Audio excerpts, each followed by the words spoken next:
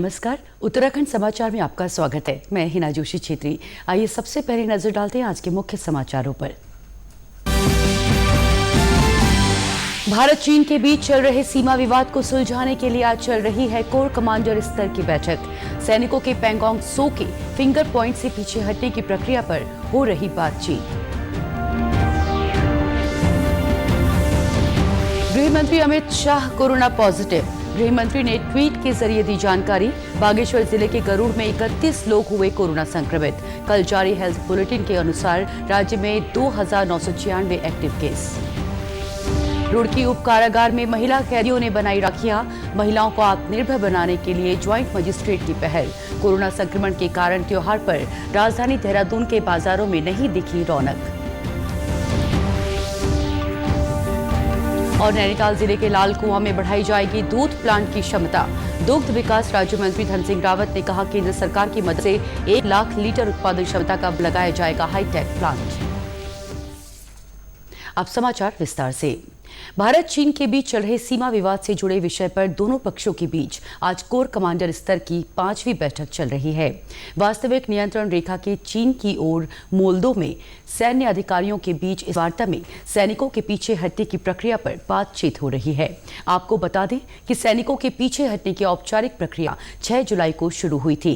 क्षेत्र में तनाव कम करने के तरीकों पर एक दिन पहले राष्ट्रीय सुरक्षा सलाहकार अजित डोभाल और चीनी विदेश मंत्री वांग यी के बीच लगभग 2 घंटे फोन पर बातचीत हुई। चीनी सेना गलवान घाटी और टकराव वाले कुछ अन्य स्थानों से पहले ही पीछे हट चुकी है, लेकिन भारत की मांग के अनुसार पैंगोंग त्सो में फिंगर इलाकों से सैनिकों को वापस बुलाने की प्रक्रिया अभी शुरू नहीं हुई है। गृह मंत्री अमित शाह कोरोना से संक्रमित हो गए हैं। उन्होंने ट्वीट के जरिए ये जानकारी दी है। उन्होंने ट्वीट में कहा कि शुरुआती लक्षण मिलने पर उन्होंने टेस्ट करवाया जो पॉजिटिव आया। उन्होंने कहा कि वे डॉक्टरों की सलाह पर अस्पताल में भर्ती हो रहे हैं। गृह मंत्री ने उन लोगों से खुद को आइसोलेट करने और अपनी जांच कराने का अनुरोध किया है जो कुछ दिन पहले उनके संपर्क में आए हैं। बागेश्वर जिले में कोरोना वायरस संक्रमितों की संख्या लगातार बढ़ रही है। कल शनिवार को गरुड़ क्षेत्र में 31 संक्रमित लोग मिले हैं। इसके साथ ही जिले में कोरोना संक्रमितों की संख्या बढ़कर 147 हो गई है। स्वास्थ्य विभाग ने सभी संक्रमितों को कोविड-19 के आइसोलेशन वार्ड में भर्ती कराया है। एक साथ अचानक बहुत बड़ी संख्या में मरीज पॉजिटिव आए हैं। जैसा आपने बताया 31 मरीज पॉजिटिव आए थे। इन 31 में से एक हमारे CHC बैजनाथ की स्टाफ नर्स थी जो कि अपने घर में है पिथौरागढ़, तो उनका तो वहीं इलाज हो रहा है। यहाँ हमारे पास 30 मरीज पॉजिटिव जो कल देर रात आए हैं। हमारे इस कोविड सेंटर में हमने 12 मरीज रखे हैं उनमें से, और पुराने हमारे पास 3 थे, तो कुल यहाँ 15 मरीज हैं। 4 बेड हमने खाली अभी छोड़ रखे हैं ताकि अगर किसी मरीज को कोई लक्षण या दिक्कत होती है तो उनके लिए बेड की व्यवस्था बनी रहे। इससे पहले कौसानी के सिग्नल रेजिमेंट में 14 सेना के जवान कोरोना संक्रमित मिले थे। वहीं कल प्रदेश में 264 लोगों की कोरोना रिपोर्ट पॉजिटिव आई। अब राज्य में 2996 एक्टिव केस हैं। इस बीच देश में पिछले 24 घंटे में रिकॉर्ड 51,255 कोविड रोगी स्वस्थ हुए हैं। एक दिन में स्वस्थ होने वालों की ये सबसे बड़ी संख्या है। रुड़की उप कारागार में बंदी महिलाओं ने रक्षाबंधन पर्व के लिए जेल में राखियां तैयार की हैं। रुड़की तहसील परिसर में स्टॉल लगाकर उनकी बनाई राखियों की प्रदर्शनी लगाई गई। रुड़की की ज्वाइंट मजिस्ट्रेट नमामि बंसल ने बताया कि महिलाओं को रोजगार और आत्मनिर्भर बनाने के लिए ये पहल की गई है।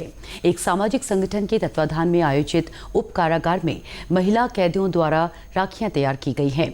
इसके साथ ही मास्क आदि सामग्री भी जेल में कैदी ही तैयार कर रहे हैं। कारागार में महिला बंदी हैं, निरुक्त महिला बंदी हैं, उन सभी को ट्रेनिंग दी गई थी। इको फ्रेंडली प्रोडक्ट से उन्होंने राखियाँ बनाई हैं। ये पूरे सप्ताह भर में उन्होंने अपनी रचनात्मकता को दिशा देते हुए उनको स्वावलंबी बनाने के दिशा में प्रयास किया गया है।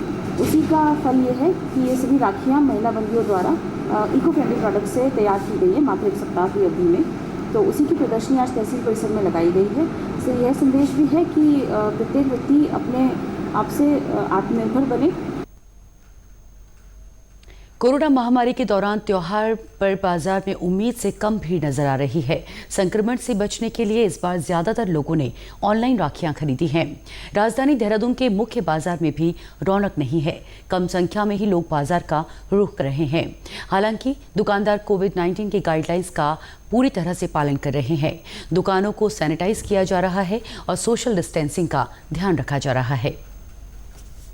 अब की बार इतना काम नहीं है, सभी को पता है कोरोना की वजह से मार्केट में इतनी पब्लिक नहीं है, बायर नहीं है, जो भी है शायद ऑनलाइन हो रही हो, वैसे ही डर के मारे इतना कस्टमर नहीं है, पब्लिक नहीं है मार्केट में। बाकी चाइना का तो कुछ भी सामान नहीं है, पहले भी नहीं आता था इतना, इस बार तो ज़्यादा है।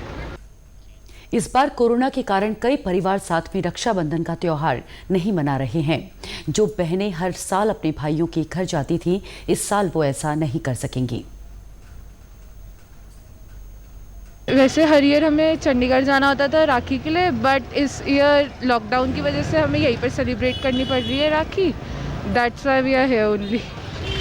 और आजकल शॉप्स में यही हो रहा है कि अगर राखी लेनी है तो क्या कहते हैं, मास्क पहनो। That's all. और जो चंडीगढ़ भिजवानी थी राखी वो हम कोरियर कर चुके हैं। मैं रुद्रप्रयाग डिस्ट्रिक्ट से आया हूँ यहाँ देहरादून में। एक्चुअली पहले क्या होता था कि बहन लोग आ जाते थे लेने के लिए, लेकिन अभी क्या हो रहा है कि वो लोग गाँव में फंसे हैं तो यहाँ पे आ नहीं सकते हैं। इस वजह से मुझे यहाँ पे आना पड़ा और मैं राखियाँ लेके और वहाँ तक जाऊँगा उनके यहाँ पे, फिर पहनूँगा राखियों को। और यहाँ पे लेने के लिए सैनिटाइज प्रॉपर किया जा रहा है।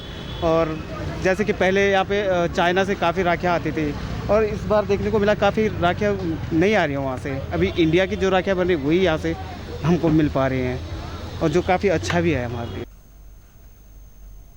नैनीताल जिले के लालकुआं के दूध प्लांट की क्षमता को बढ़ाया जाएगा।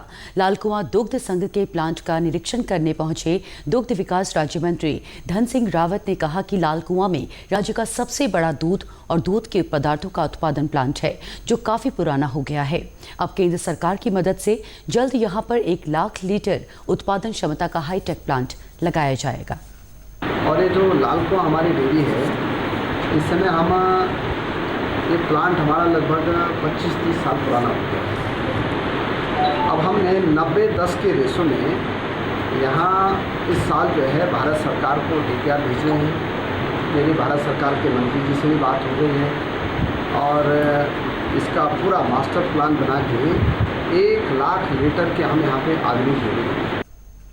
दुग्ध विकास राज्य मंत्री ने बताया कि राज्य सरकार स्वरोजगार को प्रोत्साहन देने के लिए सबसे ज्यादा योजनाएं दुग्ध विकास विभाग के माध्यम से चला रही है।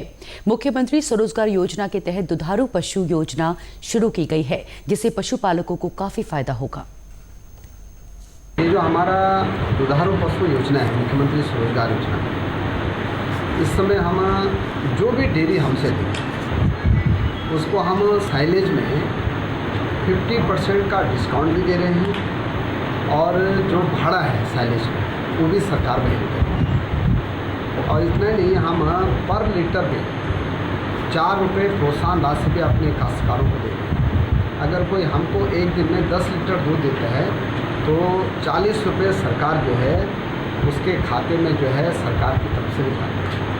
तो किसानों की आय दुगनी करना, डेयरी सेक्टर को आगे बढ़ाना एक सरकार का एक बहुत बड़ा टारगेट है। जनता की शिकायतों को दूर करने के लिए गठित विवाद निवारण समिति यानी DRC के जरिए उधम सिंह नगर जिले में कई समस्याओं का समाधान किया गया है।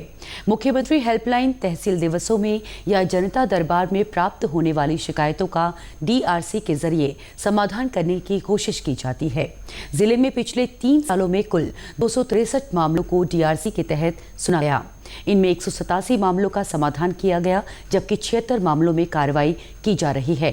निवर्तमान जिलाधिकारी डॉक्टर नीरज खैरवाल ने बताया कि DRC के तहत 2 पक्षों के विवाद को शांतिपूर्ण तरीके से दूर करने की कोशिश की जाती है। DRC का कॉन्स्टिट्यूशन इस प्रकार से किया गया कि SDM और CO सब डिवीजन के अंदर हर जो हमारा मंगलवार को तहसील दिवस होता है, उस दिन तहसील दिवस के बाद में SDM CO बैठते हैं और जो भी DRC के मामले आएंगे उन सभी DRC के मामलों पे वो अपनी सुनवाई करते हैं, देखते हैं कि इसके अंदर कौन सा इस प्रकार का कोई अगर डिस्प्यूट रिलेटेड टू लैंड है तो लैंड की भी टीम वहीं पर होती है, पटवारी होते हैं, उनको सुनवाई की जाती है।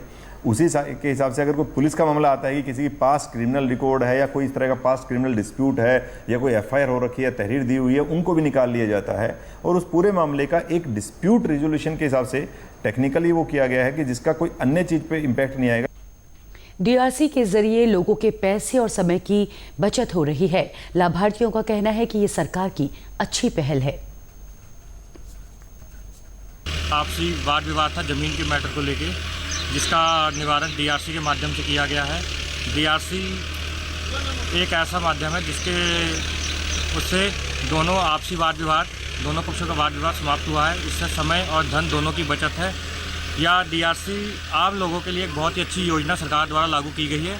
मेरे यहाँ पे ज़मीन को लेके एक विवाद था जो कि बहुत ज़्यादा परेशान हो गई थी। मैं सारी जगह जाके कुछ भी उसका निर्खासित नहीं निकल रहा था, तो मैं जन सुनवाई में गई जिलाधिकारी के पास में। वहाँ पे जाके मैंने अपना पत्र दिया। पत्र देने के बाद में उन्होंने डीआरसी के माध्यम से मेरी जो भी दरख्वास्त थी वो दरख्वास्त को उन्होंने सुना। सुनने के बाद में मेरा ज़मीन मेरे को मिल गया। विवादित की जो भी जगह थी वो सारी चीज़ें ख़त्म हो गई। राज्य के श्रम मंत्री हरक सिंह रावत ने कहा है कि कोरोना महामारी के कारण सभी प्रकार के उद्योगों को काफी नुकसान हुआ है। आज strategy for managing personal finance विषय पर राष्ट्रीय वेबिनार में उन्होंने कहा कि धीरे धीरे स्थिति सामान्य हो रही है। उन्होंने बताया कि उत्तराखंड में स्थापित उद्योगों के लिए श्रम कानूनों में कुछ ढील दी गई है। उनके लिए पर्यावरण से संबंधित परमिट में भी शिथिलता रखी गई है। हम ऊंचे मनोबल के बलबूते पर अपने रिसोर्सेज का नए तरीके के साथ कैसे सामंजस्य बैठा सकते हैं कि जिससे अपने आप को भी संभालें, अपनी इंडस्ट्री को भी संभालें और रोज़गार कम होते हुए रोज़गार को भी गिरने न दें, उसको भी संभालें। श्रम कानूनों बहुत शिथिलीकरण किया है। पर्यावरण के क्षेत्र में हमने उनको एनओसी के लिए, उनके क्लियरेंस के लिए उनके ड्यूज़ थे उनको माफ़ कर दिया है। बिजली के क्षेत्र में तमाम हमने ऐसे तमाम प्रोग्राम हमने दिए हैं। स्किल से संबंधित इंडस्ट्री के साथ तालमेल बैठाने का हमने निर्णय लिया है। उत्तराखंड के समाचारों में आज बस इतना ही। चलते चलते मुख्य समाचार एक बार फिर। भारत चीन के बीच चल रहे सीमा विवाद को सुलझाने के लिए आज चल रही है कोर कमांडर स्तर की बैठक। सैनिकों के पैंगोंग त्सो के फिंगर पॉइंट से पीछे हटने की प्रक्रिया पर हो रही बातचीत। गृह मंत्री अमित शाह कोरोना पॉजिटिव। गृह मंत्री ने ट्वीट के जरिए दी जानकारी। बागेश्वर जिले के गरुड़ में 31 लोग हुए कोरोना संक्रमित। कल जारी हेल्थ बुलेटिन के अनुसार राज्य में 2996 एक्टिव केस। रुड़की उप कारागार में महिला कैदियों ने बनाई राखियां। महिलाओं को आत्मनिर्भर बनाने के लिए ज्वाइंट मजिस्ट्रेट की पहल। कोरोना संक्रमण के कारण त्योहार पर राजधानी देहरादून के बाजारों में नहीं दिखी रौनक। और नैनीताल जिले के लालकुआं में बढ़ाई जाएगी दूध प्लांट की क्षमता। दुग्ध विकास राज्य मंत्री धन सिंह रावत ने कहा, केंद्र सरकार की मदद से 1 लाख लीटर उत्पादन क्षमता का लगाया जाएगा हाईटेक प्लांट। उत्तराखंड की खबरों के लिए आप हमसे सोशल मीडिया पर भी जुड़ सकते हैं। हमारा ट्विटर हैंडल है DD_News देहरादून। हमारा फेसबुक पेज है DD न्यूज़ उत्तराखंड और हमारे YouTube channel DD news Uttarakhand को सब्सक्राइब करें। इसी के साथ समाचार समाप्त हुए। नमस्कार।